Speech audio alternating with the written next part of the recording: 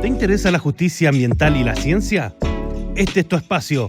En cada episodio conversaremos sobre casos, sentencias y temas relevantes para el derecho ambiental y la ciencia. Síguenos en nuestras redes y acompáñanos en este recorrido. Aquí comienza Ambiente y Jurisdicción, el podcast del Primer Tribunal Ambiental. Hola a todos, bienvenidos a un nuevo capítulo de Ambiente y Jurisdicción, el podcast del Primer Tribunal Ambiental. Hoy conversamos con el profesor Carlos Amunátegui, académico de la Pontificia Universidad Católica de Chile, especialista en Derecho Romano y en debates contemporáneos sobre inteligencia artificial. Es abogado y doctor en Derecho Patrimonial de la Universidad de Pompeu Fabra y cuenta con más de 100 publicaciones en revistas chilenas, europeas y norteamericanas. Doctor Amunátegui, ¿cómo está? Bienvenido. Hola, ¿qué tal, Elizabeth? Nada, un placer. Muchísimas gracias por esta invitación. Un honor estar con ustedes y bueno, la idea es que conversemos y ojalá lo pasemos relativamente bien con estos temas. Esa es la idea, doctor, que podamos acercar estos temas a la gente, que los podamos entender de una forma mucho más sencilla. Y para partir, quería preguntarle cómo se cruzan en su trayectoria estos dos mundos que suelen verse bastante separados: derecho romano, inteligencia artificial. Mira, a ver, son dos mundos bastante separados, pero no tanto como uno puede creer.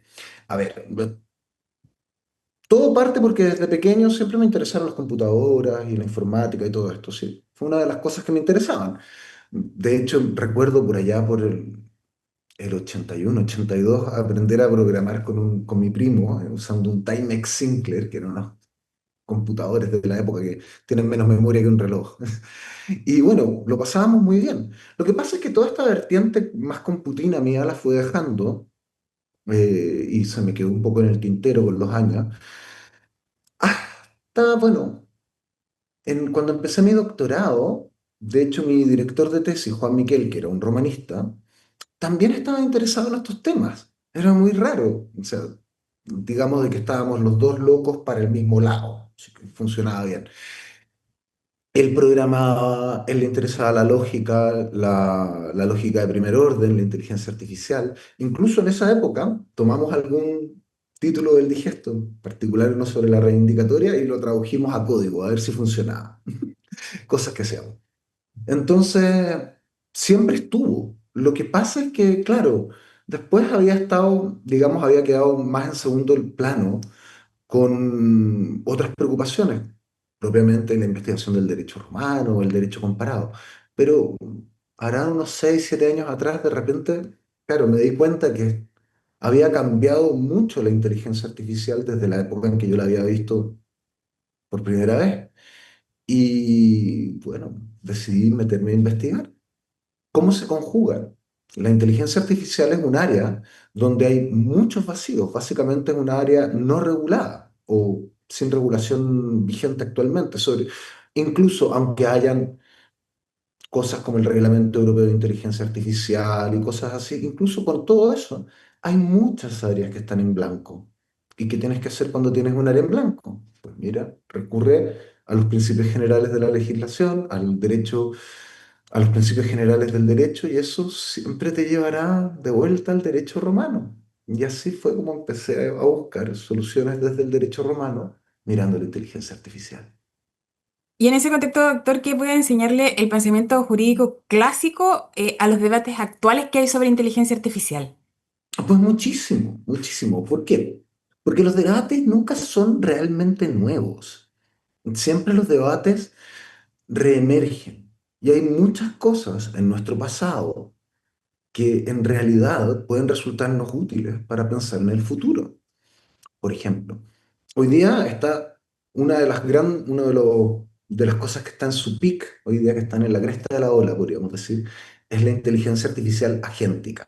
O sea, construir agentes utilizando inteligencia artificial. Un agente, alguien que actúa por ti, qué sé yo, programar un pequeño agente para que vaya y te revise los precios de los viajes, o te programe tu viaje, o te vaya a comprar la pizza que necesitas, o lo que sea. Bueno, agentes.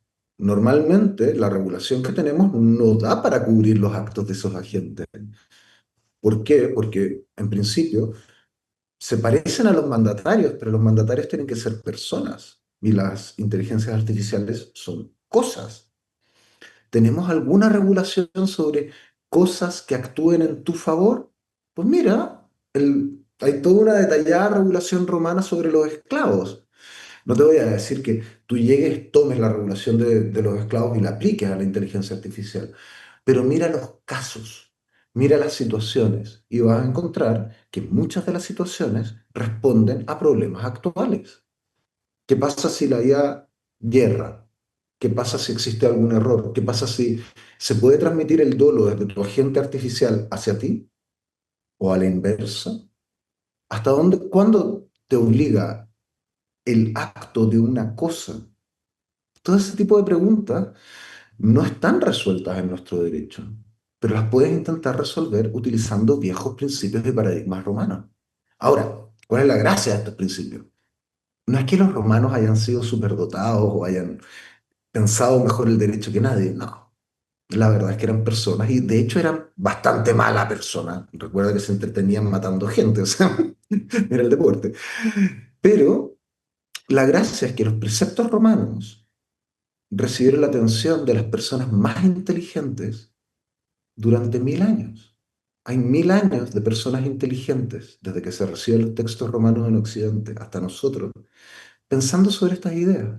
Y esto hace que hoy día digan mucho más que incluso cuando los trataron los romanos. Ese es el valor de la tradición. Y eso te puede ayudar y mucho. Profesor, y si nos quedamos en Roma, ¿qué problema jurídico en este contexto de la inteligencia artificial cree que Roma habría entendido mejor que nosotros hoy en día? Bueno, el que te acabo de mencionar, los actos de terceros, los actos de los agentes. Piensa tú, por ejemplo, cuando, si tú tienes una IA, si tu IA causa daño a otro, ¿cuándo estos daños pueden ser imputados a ti? ¿Cuándo esto genera responsabilidad en ti? Eso no tiene ninguna respuesta clara en nuestro derecho. Bueno, a lo mejor le puedes aplicar la idea de la responsabilidad por los actos de los animales, por el hecho de las cosas, responsabilidad organizacional, dice alguno por ahí, pero es complejo. No hay un tratamiento así claro. ¿Dónde tienes un tratamiento súper claro? En los esclavos. ¿Cuándo un esclavo puede concluir un contrato y ese contrato te obliga a ti? Una IA, en principio, no puede concluir contratos porque no es persona. Sin embargo, está comprando, está vendiendo. ¿Cuándo los efectos te obligan? Entre nosotros no hay una respuesta clara. Entre los romanos, mira, en los mismos casos en que los esclavos te pueden obligar a ti.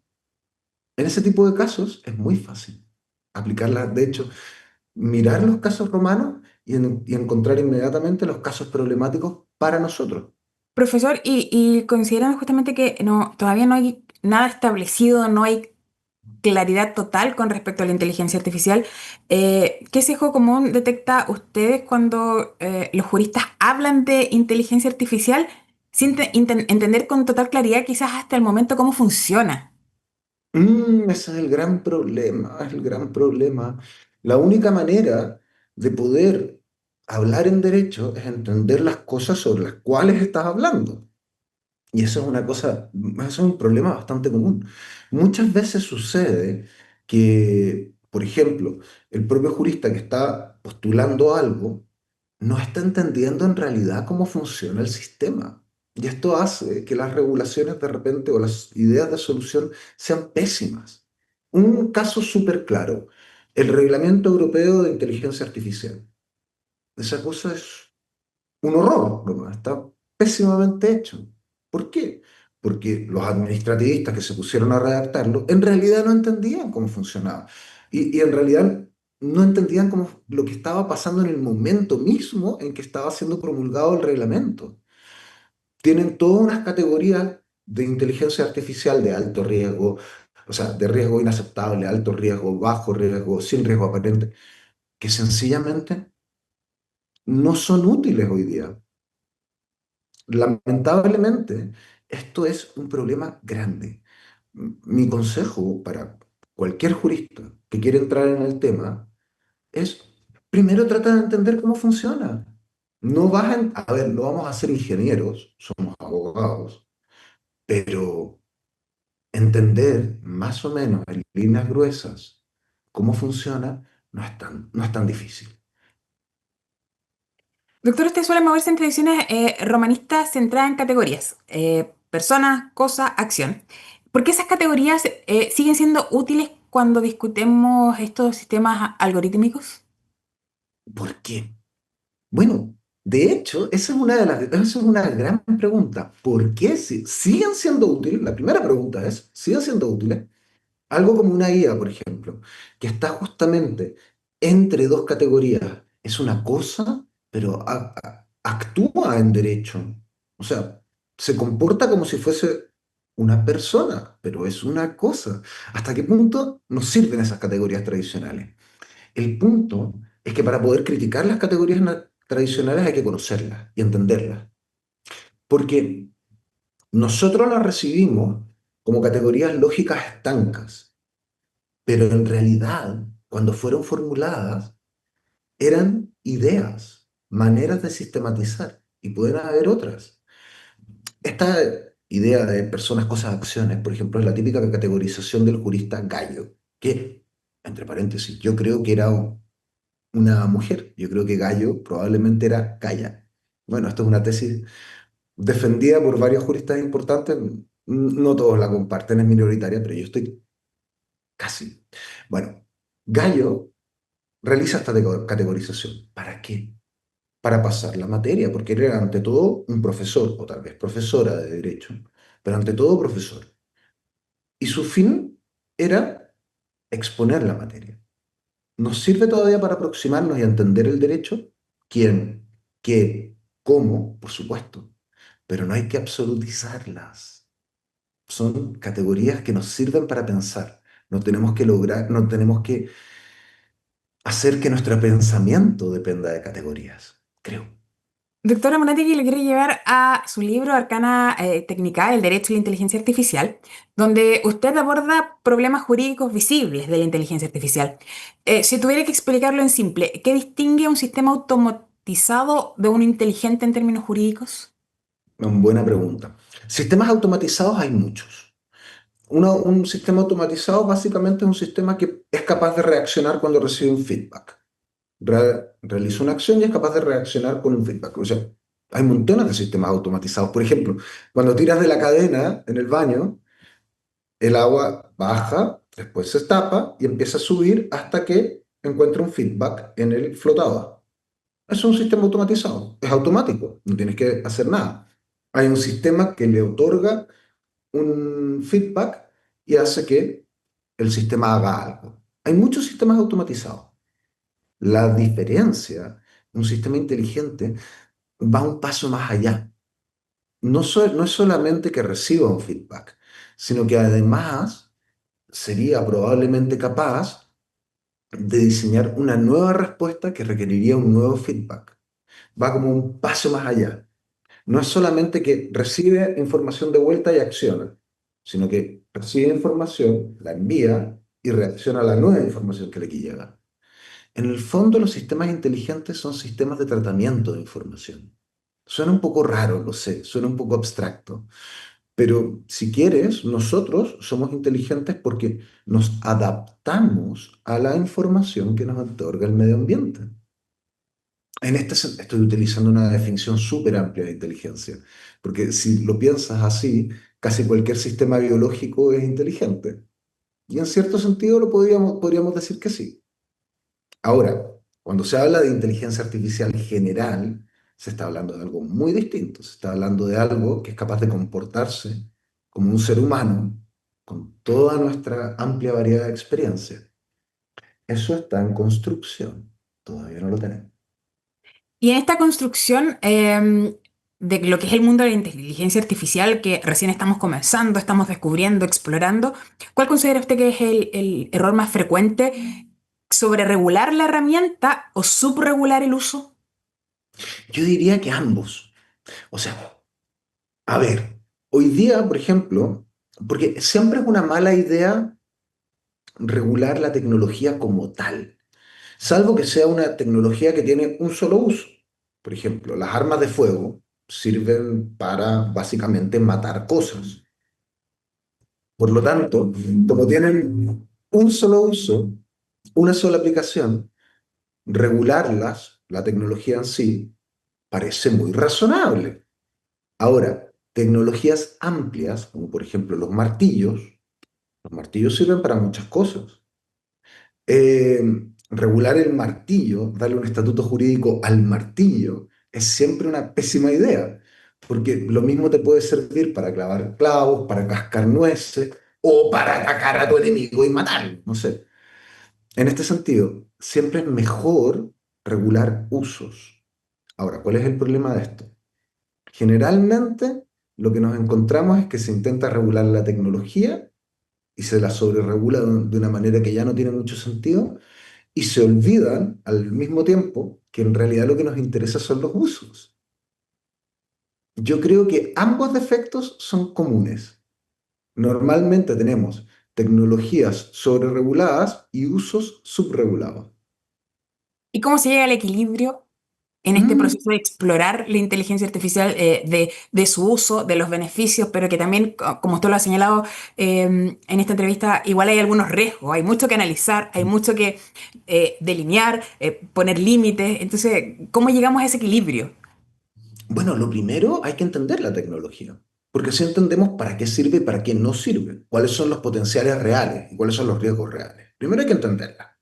Una vez que la entendemos, podemos empezar a regular. Yo creo que en general en inteligencia artificial lo mejor es regular los usos, porque el mismo modelo, el mismo chat GPT, te puede servir para distintas cosas. Te puede servir, por ejemplo, para que te recomiende películas de cine, para un uso sin ningún riesgo, para jugar al ajedrez, para redactar una composición, para redactar una sentencia, uso de altísimo riesgo, o para, no sé, construir una bomba atómica. Probablemente algo que debería estar fuera de, que no debería estar permitido. Es decir, hay que entender bien la tecnología y de acuerdo a eso intentar regular y prohibir algunos usos, mientras que incentivar o desregular todos aquellos en los cuales no hay ningún riesgo, creo yo.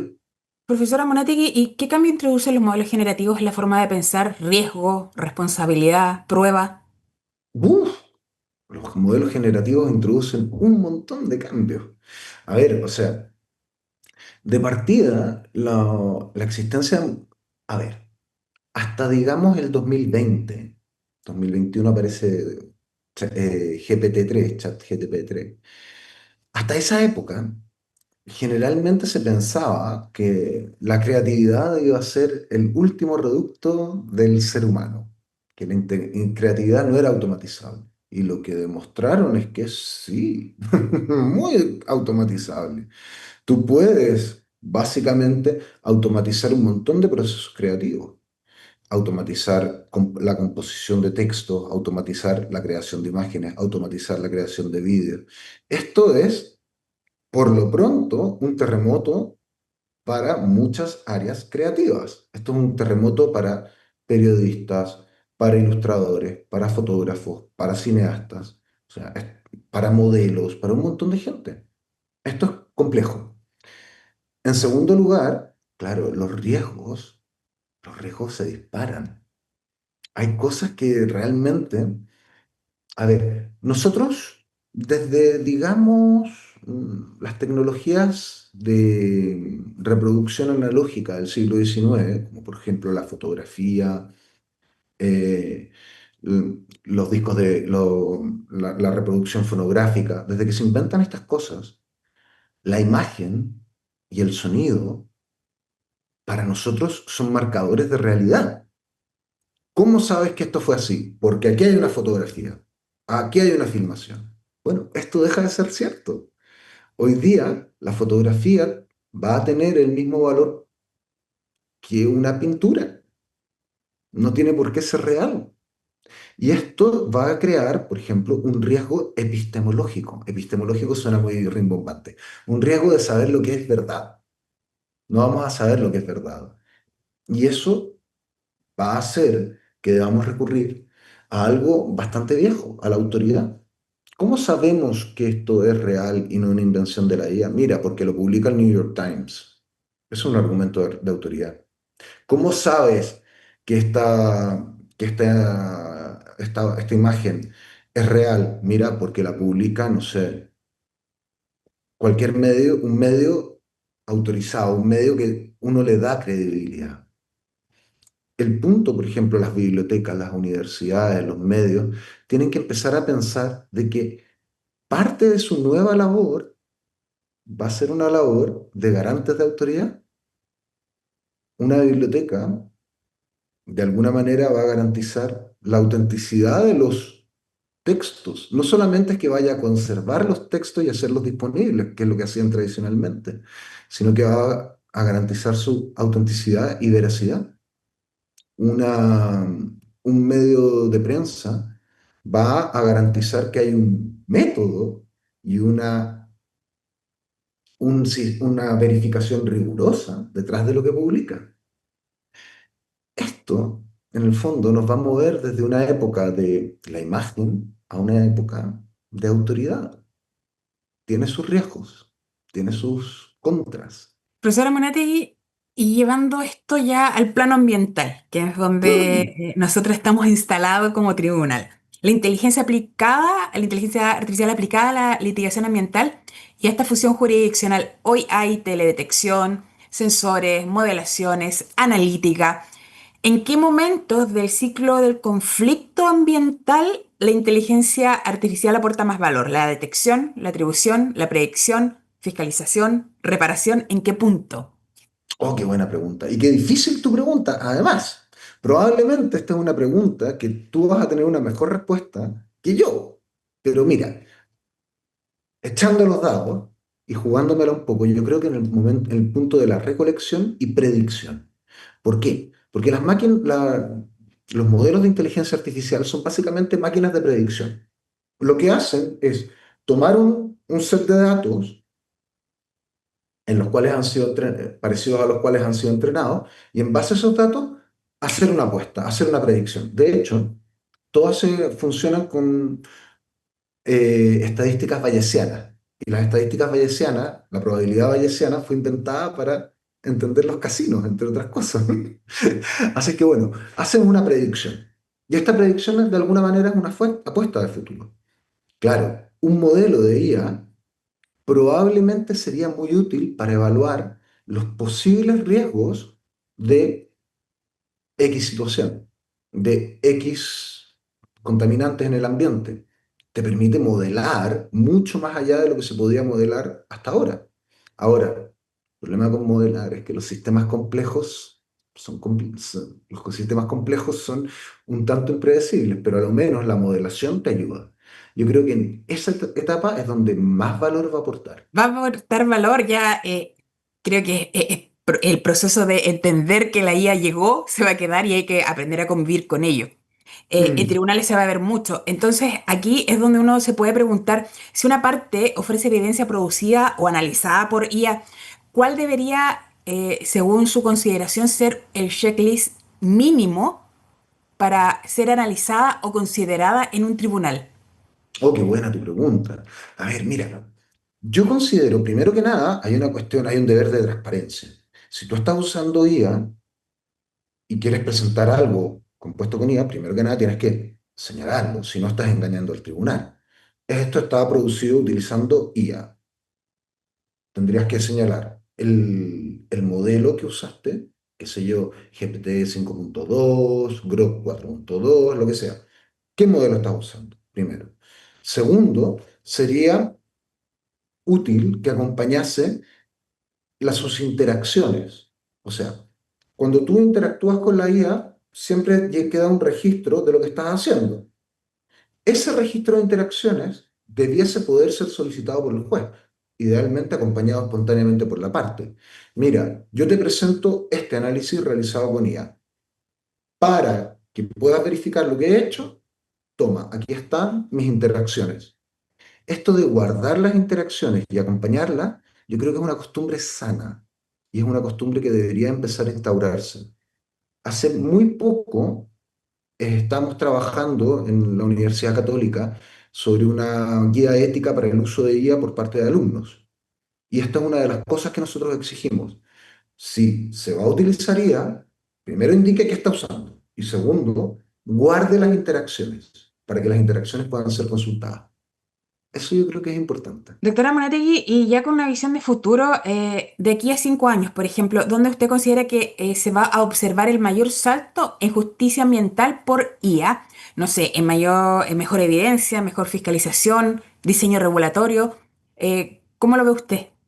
Yo lo veo en evidencia, la evidencia y la modelación de los futuros escenarios, yo creo que van a ser altamente impactados por la IA. Porque claro, hoy día nuestra habilidad para modelar un escenario a partir de, por ejemplo, la presencia de una planta, qué sé yo, una planta termoeléctrica, qué sé yo, nuestra habilidad para modelar el efecto ambiental de esto es relativamente baja. En el fondo estamos apostando con poco. En cambio, si con IA tú puedes construir modelos que te muestren escenarios posibles y se asigne una probabilidad a los distintos escenarios, eso sí que te da una visión mucho más detallada del problema. Además, te puede permitir de alguna manera avanzar en, o sea, en atribuir responsabilidad. ¿Dónde falló la cadena de hechos?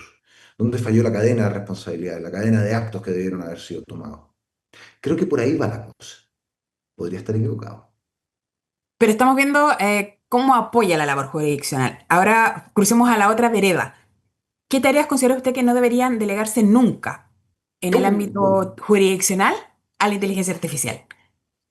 mira, en el ámbito jurisdiccional en general, a ver, mira, si tú le metes a ChatGPT o a cualquier modelo, básicamente, le metes la información de un proceso y le dices, hazme una sentencia, te la va a hacer, pero te va a hacer una, te va a hacer 10. El punto es el criterio. Eso es lo que no es delegable, porque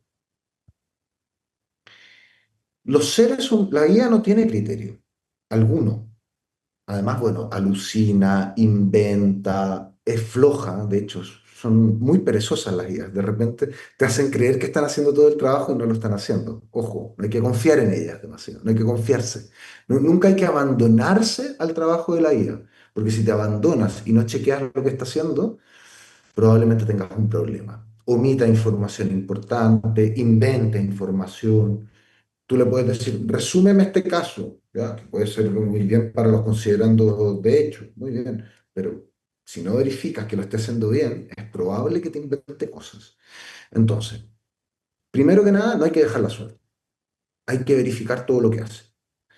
Y en segundo lugar, lo que no es automatizable es el criterio, porque al final tú te has formado durante años en distintas cosas, no solamente en derecho, también en humanidades, también en literatura, en distintas cosas, y eso forma tu sensibilidad jurídica. Es el resultado de un largo proceso de aprendizaje. Eso es lo más valioso que tenemos. Hoy día es fácil generar 10 sentencias distintas. Lo difícil es saber cuál es la adecuada, cuál es la justa, cuál es la que realmente aplica los principios y teorías jurídicas en las que uno cree. Eso es inautomatizable, y Y en no este debería sentido, ser. entonces, doctor, disculpe, ¿qué capacidades habría que formar en los jueces y en los equipos técnicos de hoy en esta como alfabetización de la inteligencia artificial? Porque estamos en ese proceso de conocer, de descubrir. Mira, esta es una tecnología, porque las tecnologías anteriores, qué sé yo, el computador, la internet, beneficiaban ¿a quién? Al chico joven que sabía utilizarla.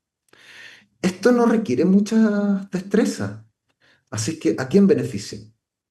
Beneficia, no requiere grandes destrezas tecnológicas, esto beneficia a la gente como tú y como yo, que ya tiene un criterio formado, a quien esto le sirve como asistencia.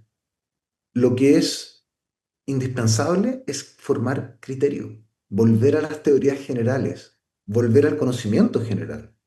O sea, El abogado del futuro, nosotros nos educamos en la época de la hiperespecialización. Tú eras bueno si estabas súper especializado y sabías hacer tal cosa y nada más que esta cosa. Esa superespecialización es sumamente automatizable. Lo que no es automatizable es el criterio. Y el criterio se forma a través de muchos conocimientos generales y teorías generales. Es decir, tenemos que ser más humanistas. Doctora Munategui, ya para comenzar a cerrar esta entrevista tan entretenida donde pudimos analizar esto que viene tan fuerte, que es la inteligencia artificial, me gustaría preguntarle si usted pudiera proponer una regla de oro para el uso de inteligencia artificial en tribunales, ¿cuál sería? No te fíes, no te fíes. Esa es mi regla, no te fíes. ¿Sabes qué? Verifícalo. Trata a la IA como si fuera un asistente perezoso, un asistente que no te puedes confiar completamente, que lo va a hacer, pero puede que te falle. Nunca la uses de oráculo. No hay nada peor que usar la IA como oráculo. La IA no sabe nada. Uno sabe cosas. No la uses de oráculo. No te fíes. Ese sería como mi consejo. Qué buen consejo, doctor. Muchas Nada. gracias por su tiempo y por habernos acompañado en nuestro podcast, doctora Munategui. Oye, muchas gracias Elizabeth por esta invitación. La verdad me lo he pasado muy bien y nada, un gran abrazo en la distancia. Que esté muy bien y a ustedes gracias por haber escuchado un nuevo capítulo de nuestro podcast Ambiente Jurisdicción.